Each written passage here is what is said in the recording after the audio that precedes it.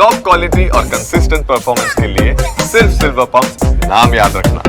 તો સુરતમાં ખાડીપુર મામલે આપ અને કોંગ્રેસ આમને સામને છે। વિપક્ષની આવી એકતાથી પ્રજા નિરાશ છે તો સત્તા પક્ષ મરક મલકી રહ્યો છે। વિપક્ષનું કામ હોય છે સત્તા પક્ષમાં કામ આમળવાનું, જો કે લોકોની સમસ્યા અંગે સત્તા પક્ષને સજાગ કરવાનું। પરંતુ સુરતમાં ખાડીપુર મામલે સુરત મનપામાં વિપક્ષ તરીકે બિરાજમાન આમ આદમી પાર્ટી સામે કોંગ્રેસે જ મોરચો માંડ્યો છે।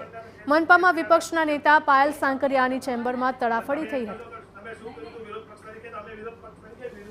બેન, તમને જેને મત આપ્યા છે તેઓ દુઃખી છે। તમે એસી કેબિનમાં બેઠા છો। પરિસ્થિતિ હજુ પહેલા મહિનાનું મોન્સૂન છે, હજુ 3 મહિના મોન્સૂનના થવાના છે। હજી ઘણી ગંભીર લોકોને લાખો કરોડો હજાર કરોડનું નુકસાન થઈ રહ્યું છે। કોંગ્રેસે આમ આદમી પાર્ટી પર આરોપ લગાવ્યો છે કે તે વિપક્ષની ભૂમિકામાં છે, પરંતુ સુરત શહેરને લગતા તમામ મહત્વના મુદ્દે અસરકારક વિરોધ કરવામાં આમ આદમી પાર્ટી નિષ્ફળ ગઈ છે। કામગીરી નથી માંગતા હું કે તમે શું કામગીરી કરી? ભાઈએ કીધું ને, અમારું કેવું મતલબ એ છે કે એ તો ચોર છે, એ તો ભ્રષ્ટાચારી છે। તમારી જવાબદારી ધ્યાન રાખવાની કે એ લોકોની કામમાં ગેરરીતિ છે, બેદરકારી છે, તમારે ધ્યાન રાખવાની જવાબદારી છે। તમે એમાં નિષ્ફળ ગયા, વાસ્તવિકતા સ્વીકારો। એના માટે કઈ રીતના નિષ્ફળ ગયા? કયો મુદ્દો નથી ઉઠ્યો? કૃષ્ણા ઇન્ડસ્ટ્રીઝ ના માર્કેટમાં આગ લાગી, બધામાં ચૂપ રહી ગયા તમે। બોલો કયામાં? કૃષ્ણા ખાડીપુર મામલે કોંગ્રેસના નેતાઓએ કહ્યું હતું કે જ્યારે 2018 અને 2019માં કોંગ્રેસ વિપક્ષમાં હતી ત્યારે તેઓ અધિકારીઓના કામ આમળતા હતા। ખાડીમાંથી 4 થી 5 ફૂટ જેટલું રેજિંગ કરાવતા, વરસાદી પાણીની ગટરોમાંથી ઊભા રહીને રેજિંગ કરાવતા। વર્ષ 2021 પછી મનપાએ કેટલું ડ્રેજિંગ કરાવ્યું તેના આંકડા કોંગ્રેસ આમ આદમી પાર્ટી પાસેથી માંગતા આમ આદમી પાર્ટીના નેતાએ કહ્યું હતું કે આ તો મનપાની ચૂંટણી આવે છે એટલે કોંગ્રેસ સક્રિય થઈ છે।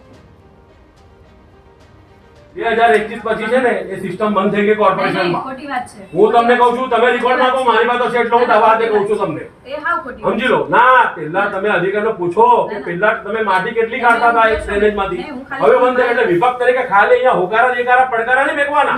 જે પ્રેક્ટિકલ કામ લોકોના માટે કેટલી વાત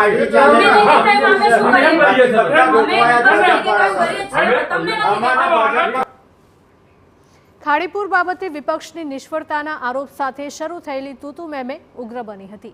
કોંગ્રેસ નેતાઓએ જ્યારે તે લોકો સુરત મનપામાં વિપક્ષમાં હતા ત્યારે સક્રિય વિપક્ષ તરીકે તેમની કેટલી ધાક હતી તેનો ઇતિહાસ વાગોળ્યો। કોંગ્રેસે તો વિપક્ષના નેતા પાયલ સાંકરિયાનું રોકડું પરખાવ્યું હતું કે તમારું કંઈ જ ઉપજતું ન હોય તો રાજીનામું આપો અને જગ્યા ખાલી કરો।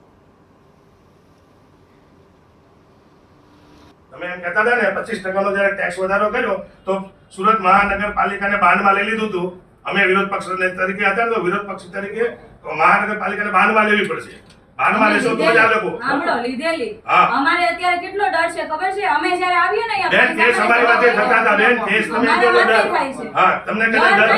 એની નથી વાત કરતી બેન, કઈ માનતા જ ના હોય તો રાજીનામું આપી દેવાય। આપણે બેસાય નહીં તો પોલીસ અમે લઈ જતી આપણે છે, એમ કહી દઈએ કે મહાનગરપાલિકાની આજ ચોકડી આજ આપણી આજ છે એમ નહીં, સત્તા માર્કેટની પોલીસ એમને આવી જતી હશે। આજ દિન અમે કાઢી નાખેલી અમારી માથે લોખંડના કેસ કર્યા હતા કે એ તો કેસ તો થવાના રાજકારણ। તમે એમ કહો કે તમે શું કર્યું હતું વિરોધ પક્ષ તરીકે? તો અમે વિરોધ પક્ષ તરીકે વિરોધ પક્ષની ભૂમિકા નિભાવી। અમે નિભાવીએ જ છીએ।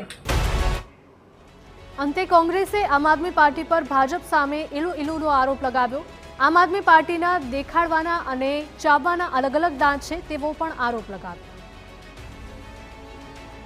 આમ આદમી પાર્ટી ભાઈ ડરો ને હવે ભાઈ તો આ કોરા કાગળ જેવું તમારું છે, ખાલી દેખાડવાનું તમે કરો છો।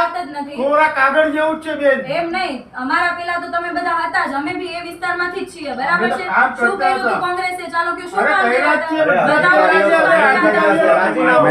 અધિકારીઓમાં ચડી બેસતા હતા, નહીં કરતા હતા તો એટલે તમે ખાલી દેખાવ કરો છો। કઈ અધિકારી પર કોઈ દબાણ અમે નથી તમારા કરતા। જેવો દેખાવ નથી કરતા। અમે તમારા જેવો દેખાવ નથી કરતા। હવે પ્રજાના પ્રશ્નોનું સમાધાન લાવવાને બદલે સુરત મનપામાં વિપક્ષી પાર્ટીઓ બાખડી રહી છે। અમારા વખતમાં આવું હતું ને અમારા વખતમાં સાવ આવું છે તેવો આક્ષેપો વચ્ચે પ્રજાના પ્રશ્નો ખોવાઈ ગયા છે। જો કે આપ અને કોંગ્રેસ વચ્ચેનું આ ઘમાસાણ જોઈને સત્તા પક્ષ હવે મૂછોમાં મલકી રહ્યો છે।